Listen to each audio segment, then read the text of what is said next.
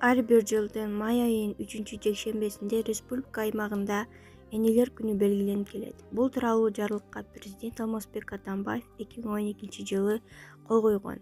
Соккон жүрөк чыга жаздап кабынан, өз баласын артык көрүп барынан, баласынын миң түшүгүн көтөрүп, эне кымбат, эне ыйык баарынан.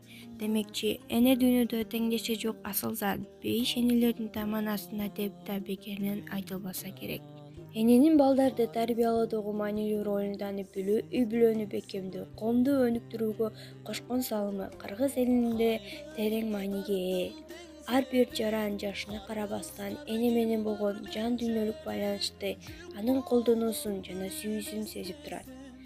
Кандай гана эненин камкордугуна ыраазычылыгыбызды билдирбейли, баары бир анын алдында карыздарбыз.